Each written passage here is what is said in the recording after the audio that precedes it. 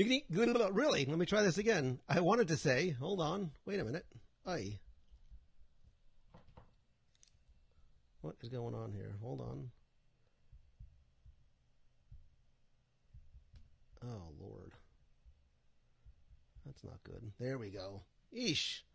It's that kind of day today. Anyway, what I wanted to say was, good evening, everybody. Welcome to the show. I am Lou Mangello. Obviously, you are my friend. Thank you so much for joining me, us, our community, our family here tonight. If you are watching live, thank you for being here. Please go ahead and invite some friends to join us as well. If you're watching on the replay, please do me a favor. Make sure you join us every Wednesday right here at 7:30 p.m. Eastern. Turn on notifications because you never know where and when and from where I might go live, including our Alaskan adventure, which starts in literally hours. Raise your hand if you're woefully unprepared for a cruise that you're hosting and knew is coming for more than a year. This guy, still ordering stuff from Amazon. Thank you, sweet baby Jesus, for Amazon Prime overnight shipping. Anyway, thanks to all of you who are there. David Potts liked my Spider-Man wallpaper. Clearly, I'm a huge Spider fan, if you can only guess from my wall. And there's more to come. I've got some cool stuff in my chair. Thank you, Becky Menken. So good to see so many, familiar names and faces here in the box. Sarah is on vacation in Maine. Wanted to check into the box. That's what I love about you guys. It doesn't matter where you are, what you're doing, whether you're home, on the couch, walking, running, biking, whatever those exercise things are, or even sometimes when you're down here in Walt Disney World, the fact that you take time out of your day, your night, your vacation, your family to spend time with our family is the greatest blessing and reward I could ever ask for. So thank you so much. Hal Kussler, I would love for you to join us on one of our WDW radio cruises that is coming up soon. Obviously, our next one is just in a couple of days. We leave for Seattle, take the train to Vancouver, and then hop on the relatively newly reimagined Disney Wonder on Sunday? Monday? I have no idea. I have no idea when I'm getting on. I just go where they tell me to go, and I just don't know because I'm frantic running around. If you couldn't see that side of the camera before, you don't want to see it now, and certainly not what's going on inside. Actually, I have not mentioned the Warner Brothers deal. We're going to talk about the Fox deal. That's what I think you're talking about in just a couple of minutes. I want to give you guys some time to get in, grab a snack, get settled. I see there's some people who are in here who are coming on the cruise with us. Brett Meeks is definitely in my top 3 of my favorite Meekses. Although your wife and I have been bonding in an awesome way, primarily over our Amazon addiction. If you haven't bought Amazon stock, you're probably too late because I think I single-handedly have moved the needle based on how much I've ordered via Amazon Prime in the last 24 to 36 hours. So what about the 3 days in November? I think that you are talking about our save the date for September. I still do not have details that I am permitted to share, and I'm always fearful that Becky Menken's going to pop in. I mean, I'm not fearful that she's going to pop in. I'm going to hear that she's pop in and hear me talk about it. Stephanie Perry Bullock, you do need to come on a Disney cruise. More importantly, you need to come with us because I promise you that not only does nobody have more fun with us, but doing it as a group is so much fun. Michelle Sternberg, I'm sure, can attest to that. Puerto Rico, in some respects, seems like eons ago, and in others, I remember being live, walking along the pathway by the beach, and you and Stuart and Darlene Nagy from West Seneca, New York, and her husband were there, and what a good time that we had. Luis Ramos, hello, my friend. You've got to stop sending me all those food pictures because it's keeping me up late at night, famished, for all the good stuff that you're sending me from New Jersey. Nikki Keller's excited for Momentum 18. Woot. So, Nikki, I think you probably have seen the announcement that I posted today in our private Facebook group. I haven't shared it. You know what? I haven't shared it publicly yet, but maybe I'll share it tonight. Let me do that. You know what? Let me drop this in here, and I'll share with you guys first, so you get a jump on everybody else. I'm going to announce not one, but 2 keynote speakers for my Momentum Weekend Workshop, October 6th and 7th, with the optional Mastermind Day after on Monday or Tuesday. I'm going to announce 2 of the keynote speakers with the rest of the speaker slate and some topics coming soon. Again, this is an event geared towards entrepreneurs, wantrepreneurs, if you have an idea, a blog, a business, a website, a brick and mortar business, and you want to really sort of move the needle and turn that thing that you love into that thing that you do, this 2-day workshop limited to just 50 people. We're actually more like, we're like 70% sold out, maybe a little bit more than that. So there's just less than 20 seats available. But because I love you guys and appreciate you so much, and I want you to come and be there. And if you've been to Momentum before, like Nikki and some of the others, let others. I don't want to tell you how good Momentum is. They have to tell you for you. But I will share with you, if I can find out where I just dropped it, I will share with you the announcement of our 2 keynote speakers that I haven't shared publicly as yet. And I am super excited. And I'm sure if you listen to the show, you will recognize the names of Dan Cockrell and Ashley Eckstein. So Dan Cockrell, he's not just Lee Cockrell's son. More importantly, he is Dan Cockrell, former vice president of Disney's Hollywood Studios, Epcot Center, and most recently, Magic Kingdom. He has just recently retired like a week, 2 weeks ago, something like that. He is going to talk about not just his time at Disney, but customer service and some of the lessons that he's learned in the decades he spent at Walt Disney World and in Disneyland Paris / Euro Disney, and how you can apply them into your business, into your life, so you lead actually a very balanced life, which is important.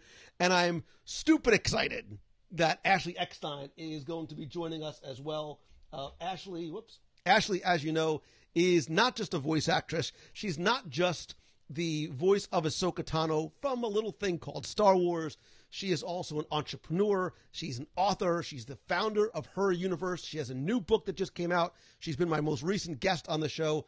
She's going to share stories not just about her time at Disney, but really more importantly, her life as an entrepreneur and some of the lessons she's learned and how you can apply those and some lessons from Disney into your life and business as well. Nikki Keller says, Momentum, it is life-changing. Seriously, not over-exaggerating here.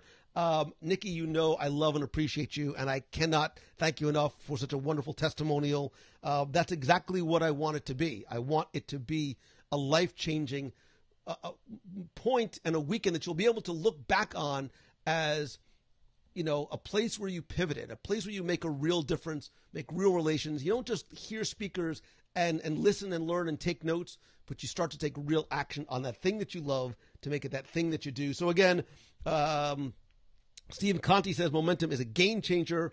Go if you can. I appreciate it, as well as all your nice comments about, look, I love, not in a weird, creepy way, Ashley Eckstein for so many reasons. And I admire her and what she has done and what she has built solely out of a passion and out of a want and out of a need. It was never driven by, you know, fame or money. It's driven by a love of what she does, and now wanting to share that with other people. She is very much going out of her way, and I'm sure she'll tell you where she's going to be the night before to be there for Momentum. So Dan and Ashley are going to be our keynote speakers. Super excited. If you go to LouMangello.com/momentum, the early bird special, I've actually extended to July 11th, so you'll save a ton of money by registering early. And again, there's less than 20 seats available. If you have any more questions, feel free to shoot me an email or a message on Facebook. And that is the end. I don't like feeling like I'm selling, but I just need to share, and I wanted to share with you guys. Stephanie Perry Bullock, who I love and miss so very much, is strangely, the older my kids get, the more I feel the need to work from home, hoping to come up with a good business idea, and I'll definitely be attending Momentum Weekend. Stephanie, I'm happy to get together with you, share some donuts and coffee, and try and incubate what some of those ideas might be. Again, so many of you who are in here, welcome. John Jones, your mom is still in the hospital recovering. I am thinking of you and her brother, and keeping you guys in my prayers as well. I do believe that sometimes, you know, those thoughts and prayers actually do work. But what I did want to get to tonight, because we don't have a ton of time, because you can't see what's going on over here in terms of the Alaska planning. But, Nikki, thank you. If you've been to Momentum, if you can share out information about Momentum, that's the best way to bring people in. I don't like taking ads out and placing ads. I want people to come in organically, because either they know me, they know the show, or they've heard from somebody who's been there before. I think that is the most important way to get people there, not because they placed a very, highly targeted, well-worded ad. They want to be there because they've heard from other people how momentum has made a change in their life. So, Jeremy McBriar, good to see you as well. Martin, my friend from the UK, always a pleasure seeing you. But part of the reason why I wanted to make sure we went live tonight, and I'm going to want to hear from you, excuse me, if we have time and if you guys want to call in, is because as we have expected over the past couple of weeks, business sometimes gets a little muddy and sometimes dominoes start to fall. And today, as expected, the AT&T Time Warner mega merger was approved. What that means, and more importantly, it was approved without any conditions. And what that means for the Disney-Fox deal, again, Disney and Fox have already agreed to a $52.5 or so billion all-stock deal. But now, because of what's happened with the AT&T Time Warner deal, Comcast has come in, as expected, to outbid Disney for Fox. They have come in with an incredible $65 billion, with a B, all-cash deal. Okay, and we'll get to the importance and the distinction between the all-cash and the all-stock and why it might not be as much of a fait accompli as you might think. Comcast had let's back up a second. Comcast had put a bid in for Fox before Disney last year, but Fox went with Disney for a variety of reasons. I think Rupert Murdoch and Bob Iger have a relationship. I also think that there was a fear that maybe the Comcast deal would be blocked because of antitrust laws and things like that. But now it's going to really come down to which company, Fox or Disney, Comcast or Disney, is going to offer the Fox shareholders the best possible deal, because the announcement had to come from Fox today after the AT&T Time Warner deal was announced without any conditions. They had to not only make their bid, but obviously the Fox had to share that with its shareholders. So their Fox and the shareholders are obligated to consider it, even though it's coming in less than a month. I mean, basically about 2 weeks away before the Fox shareholders are set to vote on the Disney offer that's come in. So, and this doesn't come as a surprise to Disney. Let's be clear. Disney knew this was coming. Disney has already made preparations for what they were anticipating was going to be a much higher offer that was also going to be structured a little bit differently. So this doesn't come as a shock for everybody. In dollars and cents, what does it mean, right? So there's a total cash value, right? So again, the Comcast deal is all cash. The Disney deal is all stock. You would think initially as a shareholder you want to take the cash. Cash is king. I'm not so sure, because stocks might be queen, and the queen, we all know, rules the castle. So what I think as a Fox shareholder they're going to consider is, because the Comcast deal is all cash in hand, while the Disney is an all-stock deal, based on Disney's history, there is a very, very good chance that the Disney stock is going to increase in value. So overall, it may be a better deal for the Fox shareholders to take the all-stock deal, which obviously they can cash out anytime. Take the all-stock deal, sort of expecting that to increase in value over time. And I see your comments coming in. We'll definitely comment to this. I want you guys to call in as that as well. So, look, there's lots of reasons why, we've talked about this in the past, why Disney wants this deal to go through, because of the properties. As a Marvel fan, in case you can't tell, there's lots of reasons why we as fans want this to happen. We're talking about Fantastic Four, we're talking about X-Men, we're talking about Deadpool and Spider-Man getting together. It's like an Oreo cookie. I can't get too excited because it's not obviously a fait accompli as well.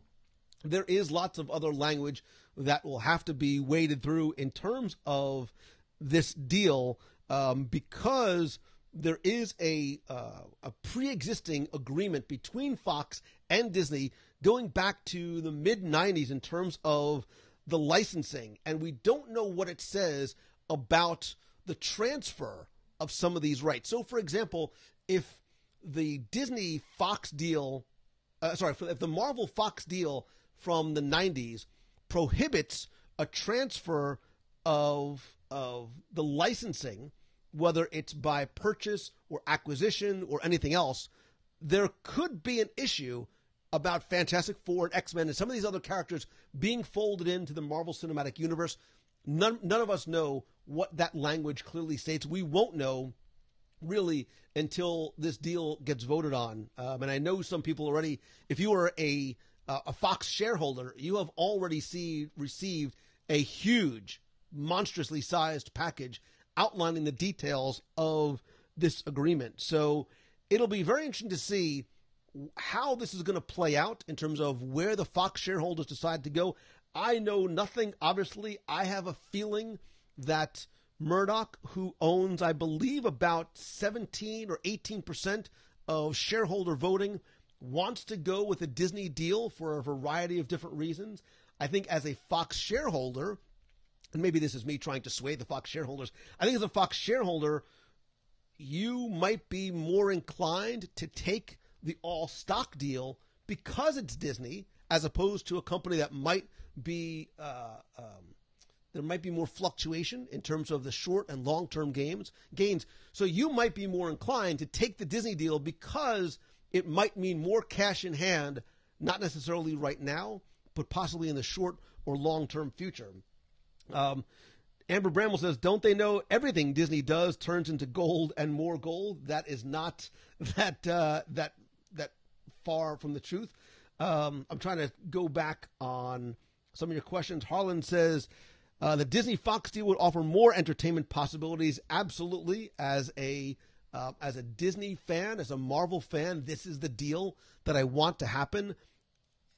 To have X-Men, Fantastic Four, Deadpool, and all the other characters that right now are over in the Fox universe come and being able to be folded into the Marvel Cinematic Universe, especially as we are entering Phase 4 with Avengers 4 and everything that is to come, and all this time travel that's starting to happen.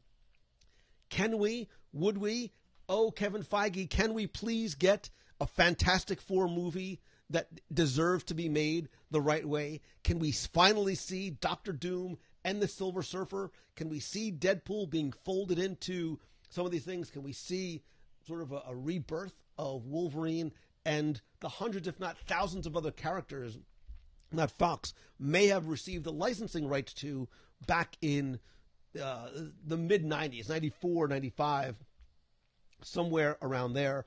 We also start to wonder how this can and will affect Disney's ability to bring those characters into the domestic theme parks. We know already that they're coming to Disney California Adventure, but I have a feeling in my little Marvel super fanboy gut that this is something that has been on Bob Iger's radar for a long, long time. Timing is everything, and at this time is appropriate.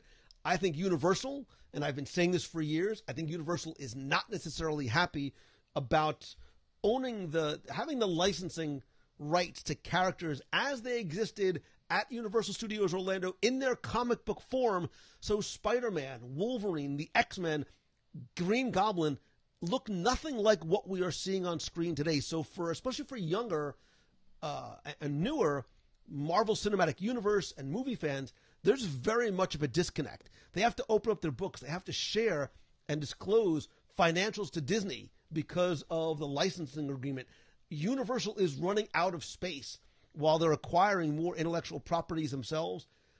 They're sitting on a gold mine in terms of prime real estate inside Islands of Adventure, which they could use to no longer be really honestly promoting Disney characters, right? Disney and Marvel characters, but instead IP that they own, they don't license 100% on their own. if they don't sell the shares after receiving them, there's no capital gain, that's no taxation. I am not a tax attorney, nor do I know how to balance my checkbook. So I cannot answer that question in terms of what it means from a tax perspective. But I think from a financial perspective, if I am a Fox shareholder, I might be more inclined not to necessarily take, the bigger offer right now, but instead hedge my bets, play the market, and look at history to see how Disney stock has increased. They're clearly on an economic roll. I think there's a lot more to consider than just the cash. And look, let's be honest too.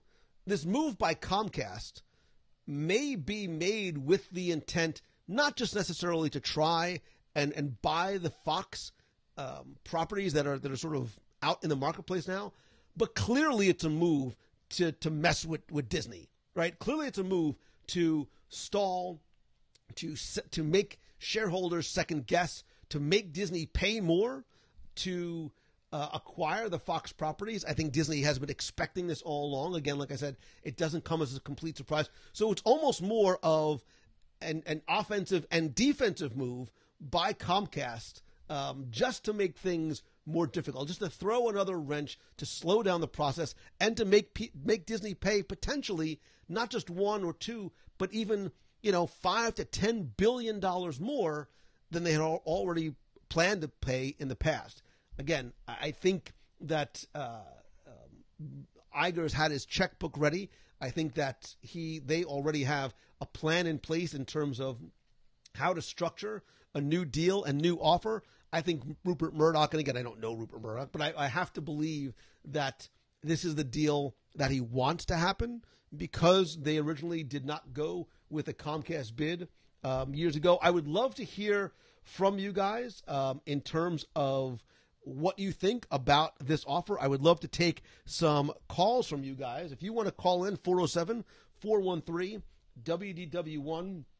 I'd love to take some calls. Hear your thoughts on the Comcast bid and your thoughts about the Disney-Fox merger. We'll take calls for just a few minutes here just to get your thoughts. Let's see. Some people still forget that Fox still owns Star Wars Episode 4. You're absolutely right. Where would Comcast take Fox? How would they push the entertainment envelope? I don't think that's their intent. I think this is absolutely an intent to, yes, if it works, great. But Disney, you want this Fox deal, you're going to pay, and you're going to pay hard. Richard Bentley says, $10 billion, give shops make that up in a week. Amazon made that this week on me alone with all the Amazon Prime shipping that I'm doing.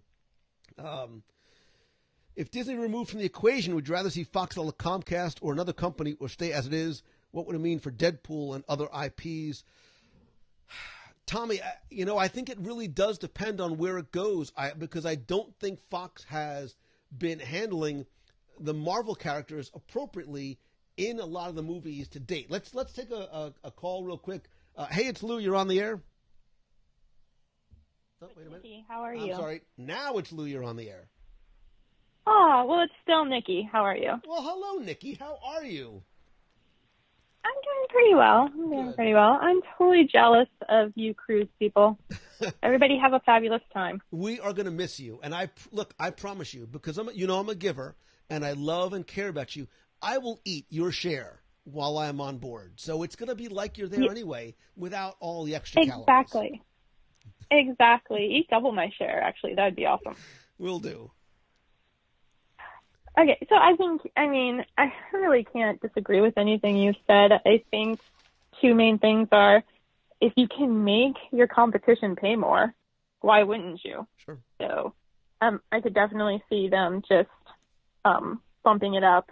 And the all cash makes sense when you're trying to make your competition pay more. But if everybody really thinks about it, I can't imagine that they wouldn't go with the stock from Disney. Because as soon as Disney acquires the rest of Marvel, can you imagine how much the stock is going to go up? Yeah. Considering what Disney's already done with the IP and what it can do. So I think it's just, make your competition pay more for it, and Disney will have to sweeten their deal a little bit. But at the end of the day, I think Disney wins. I think everything you said is 100% correct. I think Comcast, it's like a no lose situation for them. We're either going to get it, and then we'll do whatever we're going to do, and probably definitely not do as good of a job with Disney with these characters. I'm not sure this is the business Comcast wants to be in. So you know what? Right. We're going to make it a little bit more difficult for you. We're going to make you pay a little or a lot more for it. And at the very least, we're going to confuse and slow down the process. So when I believe the vote is July 11th, somewhere around there. It's going to give people something else to think about. Because for some people, they see $10 billion more in cash, and they're like, yeah, that's not a bad deal. Well, and also with Comcast not being in a lose situation, they're in a win-win. If for some reason the stockholders actually decide to go for the all cash, then they can turn around and whatever the terms of the deal is, they could probably sell Marvel to Disney, and they're winning there too. Yeah, I think if Comcast for some reason wins this, I don't think that their intent. And obviously, look, I know nothing. I'm very much speculating. Right. I don't think they plan on, we want to become a movie studio now, and this is the business we want to be in. I think they would break apart a lot of the pieces of the Fox puzzle that would be coming in as part of the deal. Exactly. I think they are just the ones with the chutzpah to come in and make Disney pay for it. So, I was going to come in with a deal too, but I just couldn't come up with the cash. I didn't have the $60 billion in cash. So maybe you'll find something really awesome in Alaska that you can put down. Like gold, maybe. I just want to say, everyone, you need to consider momentum either this year or next year, because it really, really, truly is really life-changing and changing, not only for what you want to do for your life for fun, but it grows your confidence and you just learn so much. So thank you for doing it, Lou, and I owe you. Oh, thank you. Look, I love you to death, and when I come back from Alaska, we're going to get together and have lunch or coffee again. That sounds fantastic. Be safe and have fun. You too. Take care of yourself. I'll talk to you soon. Okay. Thank you. Bye-bye. So yeah, I agree. Like I said, with everything that Nikki said, the Murdoch, Joe Carey, you're right. The Murdochs own about, I believe it's 18% of the Fox shares. And look, I believe that the relationship between Murdoch and Iger is very much instrumental in making this deal happen as well. So maybe the money is in the chair that Becky got you. I don't know. It's a big chair. It's not that. Maybe Lou should cut back on 1 or 2 boathouse trips per week. Maybe I can get Steve Schlussler to invest. Me and Steve could make a bid for Fox as well. So let's take a couple more calls. Again, I'm going to do a relatively short show. I really do want to hear, though, your thoughts on this. If you are a Fox shareholder, I would love to hear what you thought. More importantly, what the package you received in the mail yesterday or today looks like. From what I've heard from secondary and tertiary sources, it's voluminous in terms of the details of what the offer from Comcast looks like. Obviously, it's not as simple as here's $65 billion in cash. There's a lot more to it. So, Melanie Jones, thank you so much for the plugs on Momentum. I am so happy for and so proud of you. Like, all the love and the support for everything that happened to you over the weekend. And thank you for sharing not just your photos, but your what if sign that you brought to Don. So, Jim Leinert, I agree with you. The Marvel properties will be a much better investment for Disney. And look, I think as a Marvel fan, whose hands do you feel more comfortable the Marvel properties being in? Who has had a better track record of producing quality movies, not that have just done well at the box office, but really have resonated with fans, whether they are hardcore comic book fans or people who have become fans of the comics and the characters because of what the Marvel Cinematic Universe has done. I think on the opposite side, Fox hasn't been able to make a good Marvel movie. They've blown it time after time, time after time after time after time, 4 times or 3 times on Fantastic Four. X-Men went downhill very, very quickly. Some of the other, even the Spider-Man movies that they tried to make, they're just not hitting it. And look what Marvel has done in the past decade, the past 19 films in the Marvel Cinematic Universe. Whose care do you want those characters to be? And really, whose world do you want them to live in? Do you want to live in this separate world where you pretend that the MCU doesn't exist? Or more importantly, do you want them to all exist in this same universe together? So I agree. I think it makes more sense from a character integrity perspective as well as a financial. And forgive me, I just realized I missed a couple of calls. Let's see. All these talks about the stocks, deals, and trades. I feel like I'm watching episode 1, right? The trade federations and all that kind of stuff. I agree with you as well, Stan Solo, and can't wait to see you when you get there. Wonder what will happen with The Simpsons and Universal. Steve, that's the thing. I think that these properties that are currently owned by Fox and Universal that maybe, look, I think they don't want to do it with the Disney ones. They don't want to do it with the Simpsons ones.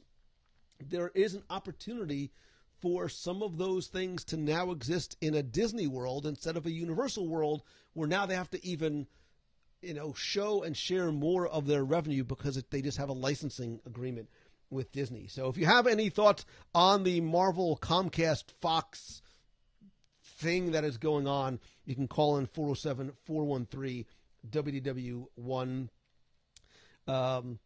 Comcast has a $30 billion bid for the 61% of Sky that Fox does not own. And Jim, I think that's where their intent primarily lies. I don't think they want the Marvel properties. I think they want the other stuff. I think they want the Hulu. I think they want the Sky. I think they want maybe some of the sports. To that end, I think Disney doesn't want some of that stuff. I think Comcast wants some of the things that Disney would get as part of the Fox deal that necessarily they don't want. I think Disney wants, or I think they should want, to offload a lot of the sports-related stuff because it's not in their wheelhouse. ESPN is hemorrhaging money for a variety of different reasons. Get rid of that, sell that to somebody like a Comcast who's already in that business, who's already playing that game, and could honestly probably do it better than Disney would be able to do if they started to dip their toes into the waters. Rita, you know what? I think you're right. We don't know Stan Lee, but I think we know Stan Lee. I think Stan Lee would want these characters to go with Disney. I think that's why George Lucas agreed to the $4 billion. It seems like $4 billion for Lucasfilm now seems like chump change. It's like stuff. It's money Disney found in the sofa. But I think Stan, before he passes, we see he's getting frail in his old age. I think he would love to see these characters, these stories, in the care of the best storytellers on earth, and that's Disney. And as a Marvel fan, that is part of the reason why I want to see it as well. Timothy is sitting in California Adventure right now. He's waiting for the Guardians Max Pass to become ripe. I dig it, man. I love me some Guardians of the Galaxy, and you're just steps away from the Cozy Cone. It's even better. So, we had a Spider-Man come up to my girls yesterday. It sounded like, oh my God, I have such a crush on Tom Holland. It's so awesome, yet kind of weird all at the same time. So, Stan Lee would sell to Stark. No, I think Stan Lee would sell to Disney. And I'm watching Stan on Twitter to see, and I don't know what he is allowed to say or do. I don't know what his stock obligations are as a shareholder, or what he has or doesn't have. But I would love to hear his completely honest, unjaded, I created these characters, this is where I'd like to see them go, opinion, hopefully before this deal goes through. He's got, a couple of weeks, 4 weeks or so until the June 10th, June 11th Fox vote on where they're going to go and what direction. And I think things, this is the first volley that has come out. We have not heard Disney's response as yet. So this landscape, this story is going to change a lot, I think, over the next couple of weeks. I will be paying very close attention to this as it happens. Yes, even while I'm stuffing my face in Alaska. Stan Lee would love Spider-Man to be owned by Disney. Jim, I agree with you. Let's see. Tower of Terror is going to become Nakatomi Tower. Let's see. Nick says, so look, man, I'm all about this, but I'm about the food. When are they going to release the Food and Wine Festival menus? I think it's going to happen probably in the next couple of weeks. I know some folks who are working backstage on food and wine stuff. I have seen and heard a few things that are not, it's going to be a good year. It's going to be a good year for Fat Lou. Body by Baymax right here, and Body by Food and Wine Festival. It is the most wonderful time of year between Flower and Garden and Food and Wine. The stuff is fascinating to me. Seeing how I have zero business smarts, Jim, I am as well. So I come at this not from a stockholder perspective. I come at it from a fan perspective. First and foremost, Chris Edinger says, Fox has a bad Marvel track record. Comcast has no track record. Disney has made Marvel the most profitable cinematic IP ever. Chris, you hit it right on the nose. And I think if you are a Fox shareholder, you need to take that into consideration. Look, if you're getting the cash, you don't necessarily care. But if you are, and I'm assuming that you own these stocks because you're an enthusiast, you do care about what happens to these characters and what happens to these stories and whose care they get into. William says, Fox should sell itself off piecemeal. Parts are probably more valuable than the whole. It's a lot of work. It's a lot of effort. And when you're talking about numbers like this, you wonder how many more billions of dollars in difference it could make and it would make. $65 billion is a lot of money, even when you got to share that among hundreds of thousands of shareholders. So I hope that at some point Disney might try to buy the DC extended universe. Marcus, I hope that they do, only to just bury it out back like all the Atari ET cartridges from the 80s. Again, I'm more of, obviously I'm a biased Marvel guy, but as I've wanted to like the DC films and I just can't. They're missing something in terms of heart, in terms of storytelling. There's an unquantifiable essence to those films that just doesn't have that magic that Marvel has. And I will wave my Kevin Feige fanboy flag hard and fast every day. And I think it's due in large part to Kevin Feige and the team that he has surrounded himself. So, let's see. Massive amounts are being stocked. Let's see. Let me just catch up here a little bit. So Jordan says, has Fox ever seen how much Avengers Infinity War has made? It could be their gold mine for both Fantastic Four and the X-Men. It could look, more importantly, it's a gold mine for us as enthusiasts. One of the original Fantastic Four movies was on last night. I had DVR'd. I was watching it at 2:00 in the morning when I was finally going to bed, and I wanted that movie to be so good, and I was trying to figure out what it was that it was lacking.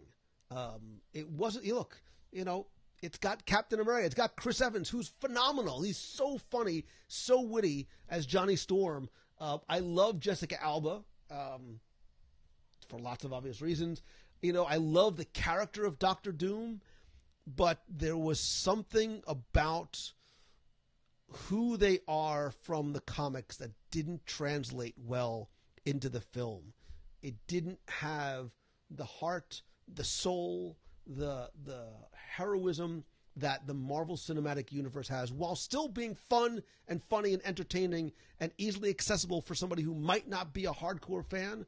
But I know Stan Lee would be, and again, not knowing Stan Lee, but I think Stan Lee would be very happy to see the Fantastic Four get the film that they deserve and get the cinematic relationships in play that they deserve as well. So David Potts says, bury it like the old ET cartridges. Lines like that are the reasons why I have so much respect for you. David Potts, I'm so happy that somebody got that relatively obscure burying the cartridges reference. And there's a really great documentary, by the way, about that on Netflix. Forgive me that I can't remember what it is. So, but look, it is a very interesting time as a fan. If you are a Fox shareholder, you've got a lot to consider. But I think, again, if you are a Marvel enthusiast, if you're a Disney enthusiast, I think it's a no-brainer. And I, for one, would take that bet of the Disney stock over the cash in hand. Wayne exists about Fantastic Four. Would love to see that happen, especially as the Marvel Cinematic Universe is starting to turn a very big, a very important page in their storytelling arcs. This is the perfect time to integrate Deadpool, Fantastic Four, some of the other characters, greater and lesser known, that could come into the new Avengers, the Secret Wars, different Guardians of the Galaxy, much as they had done there. And so Joe Carey says, I think that awesome would be to have Doctor Doom in the MCU. It's the one thing Marvel Cinematic Universe is lacking is quality villains. I don't think they're lacking quality villains. I think there's a deliberate choice in terms of the way they are telling the story. But you're right. To have Doctor Doom, I mean, look, and even if they can figure out a way to appropriately cross over into what's happening on the Netflix shows, soon to be the Disney streaming channel shows, so that you can get villains like a Kingpin in there, so you can maybe bring Daredevil into these stories that are taking place in New York, in Queens, and in Brooklyn. There's the new Spider-Man animated film that is coming out, Into the Spider-Verse, coming in December, which, believe it or not, from my first viewing of the trailer, and the first 10 viewings of the trailer, I think Into the Spider-Verse looks better than any of the Spider-Man films, the pre-MCU Spider-Man films that were made earlier. Because look, I wanted to love Spider-Man and Amazing Spider-Man, oy vey, Amazing Spider-Man 2 and Spider-Man 3, but, you know, the Spider-Man 2 with Doc Ock, it wasn't bad, but this animated film actually has me more excited. But I would love to just see what is going to happen. The next couple of weeks are going to be very, very interesting, and there's going to be a lot of big numbers being thrown around again, you know, and at a scale we have not seen as yet. And I think because the AT&T Time Warner deal was approved the way it was, with zero conditions, that's the reason why we're having this conversation, because it was approved with zero conditions. I think that is what is going to make this all very, very interesting. And again, there's so much more that we're talking about beyond Marvel in terms of the other franchises that are part of Fox. You know, whether it's like people saying Simpsons, Alien, Avatar, and the hundreds and hundreds of other films and properties that are part of the Fox world right now.